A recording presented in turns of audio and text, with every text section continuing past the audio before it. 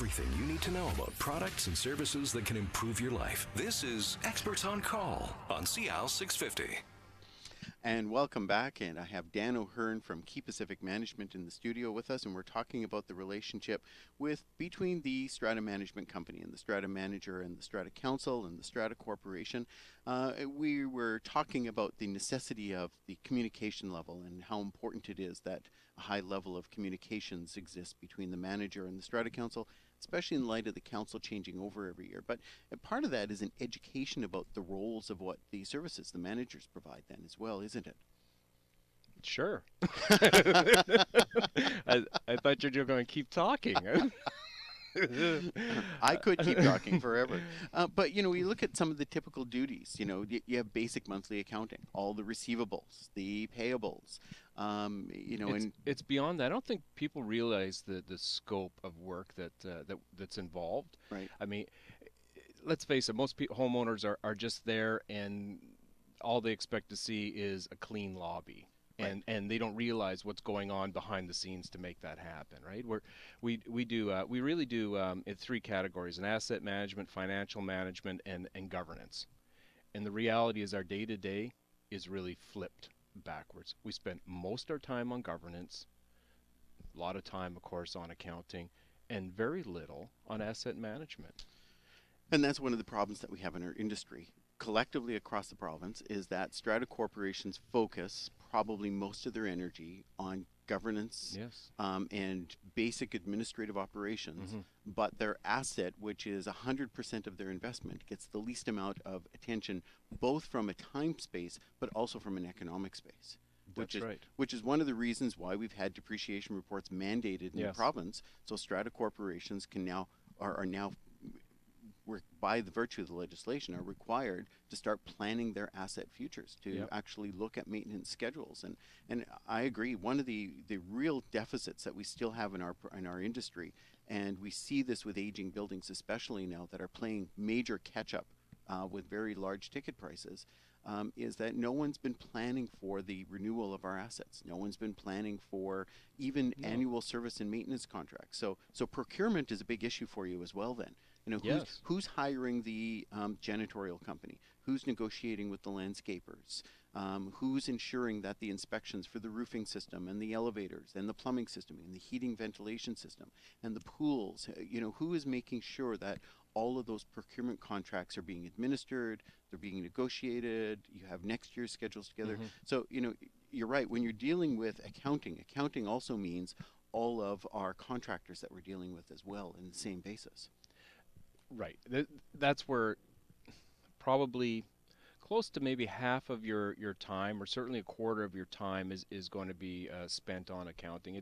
It's going to depend, of course, on the building, and it's going to depend on the contract we have. I mentioned earlier that you know, we can do an accounting only consulting. So obviously we're spending all our time on accounting. Their full service, it's going to be parsed back, and it also depends on the council, how involved they are in all of those procurement and making and dealing with the contractors on site. So I mean, generally that would be our role, right? And you know, we're glad to take that on.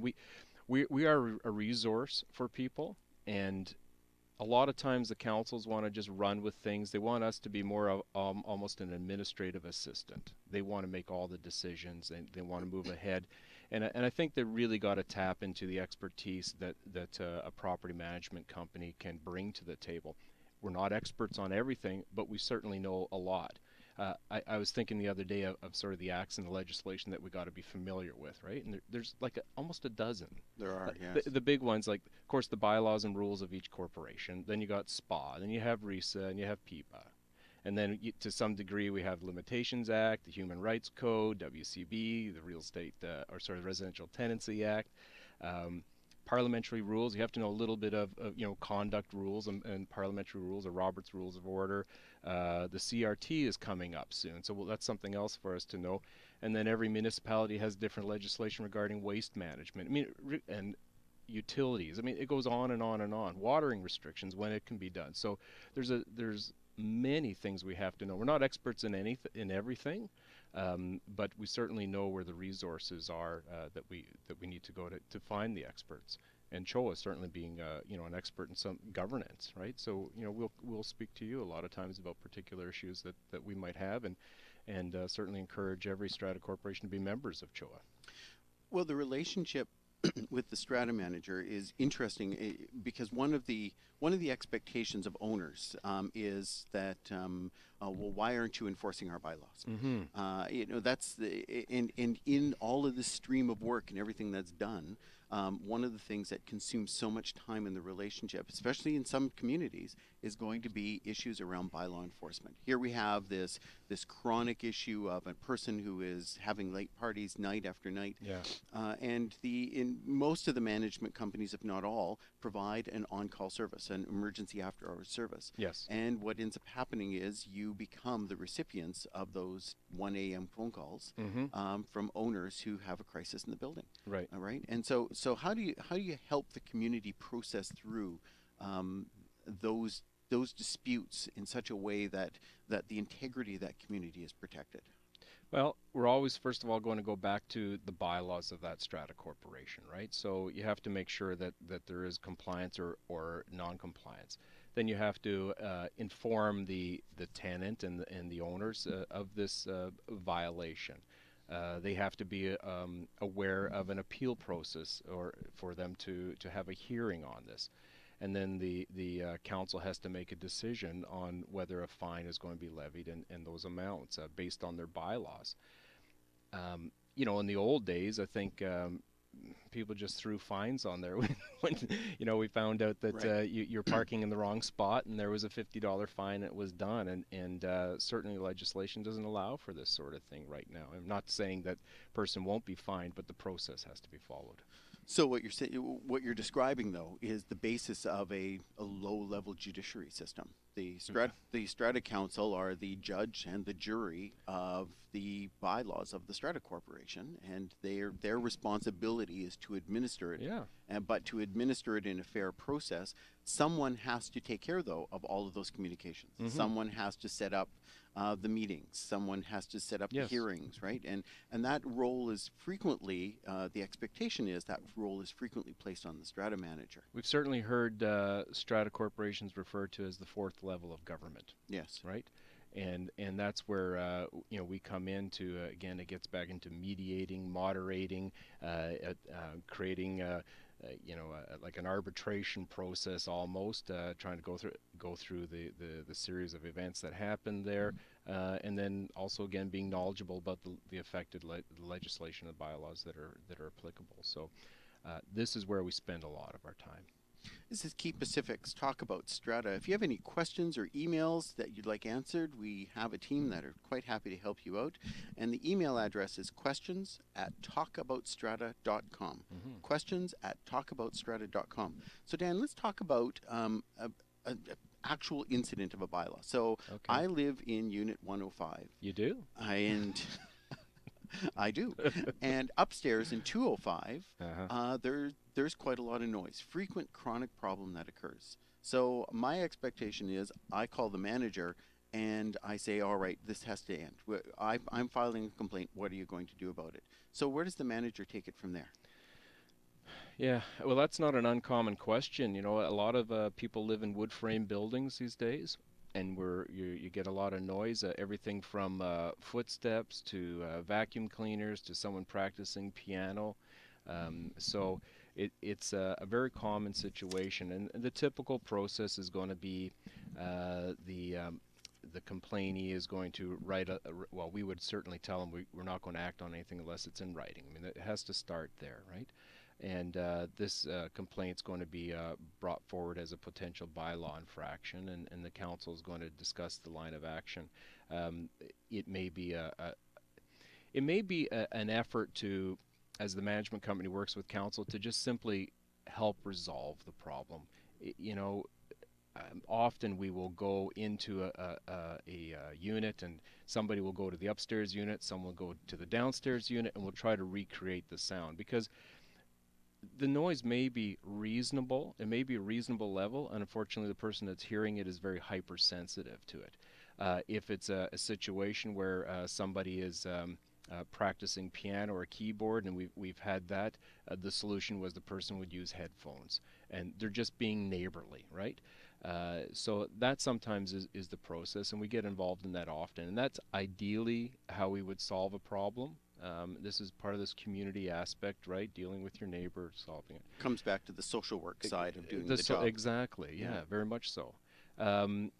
Failing that, then it may escalate. It would be a formal complaint. There would be a hearing process, and maybe fines would be levied.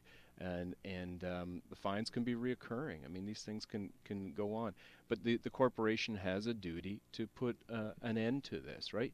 You have to enforce your bylaws, and simply throwing on fines is not the solution. At some point, there has to be a further action, which might be litigation or court. I was going to say, and in extreme cases, we see that we actually will have a court order ordering that the party cease and desist from the activities, whether it's outdoor parties, whether it's having pets in buildings where pets aren't permitted. It's a variety of circumstances. Yeah. So they're very costly. But ideally for strata communities, fining is not a solution. It's just a punishment for the infraction that was alleged to have occurred. So that's one of the issues that stratas deal with, and of course everybody still has to live together after this dispute is resolved. So in a lot of ways, managers work like mediators as well. Right, they're arm's length from the strata council, they're arm's length from the owners, and they don't have a personal interest or a personal relationship with the outcomes. And the council has to rely on that. I mean, we have to go to council sometimes and tell them the council is being unreasonable, right? Or we have to go to the homeowner and let them know that they're being unreasonable, because that may be their home. It's the only place they live. They have no other perspective. But we've seen these situations and these problems hundreds of times, right? Yes. And they really have to defer to expert advice at some point.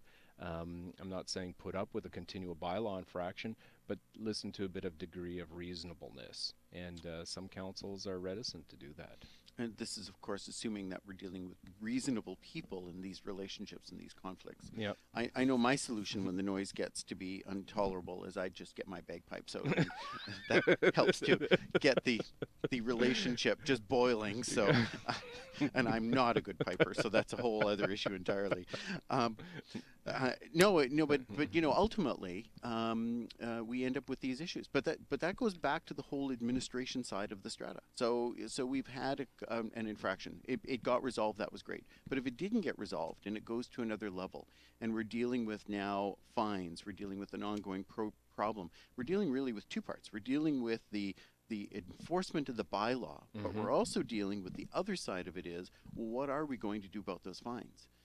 Can we collect those fines? How are we going to proceed? Or, at some point, are we looking at court actions? And certainly we'll see some significant transformation when the Civil Resolution Tribunal comes in, because it'll give strata councils and owners a quicker venue to resolve a number of these disputes. But in the meantime, looking at the relationship with the strata manager, if my strata manager has even just 3 ongoing bylaw issues that the strata is dealing with, that has to consume quite a lot of time out of the day-to-day operations for the manager. Yeah, we have one that's escalated into court, and I'm sure we'll all be reading about it soon enough. And this individual has taken the Strata Corporation to court 21 times. Right. That is unreasonable, and you can imagine it absorbs a lot of time and effort. But you can't necessarily just fine and expect to collect the fines. Yes. You're going to have a court order for that. You can't lien for those fines, right? You can only, unless you have an order. So, and then now with the Limitations Act getting ever so shorter, I think the councils really have to start speeding up some of these processes too. Well, and one of the difficult, even if you get a judgment for fines, one of the difficulties is it just simply becomes a judgment registered on the title of the unit. But it's way down on the list. It's after mortgages, it's after strata fees that are owed, and the strata corporation may never collect it, even in the best cases. So hopefully the owner sells their unit and at some point you can collect it. But again, it comes down to the time consuming of the operations for the strata.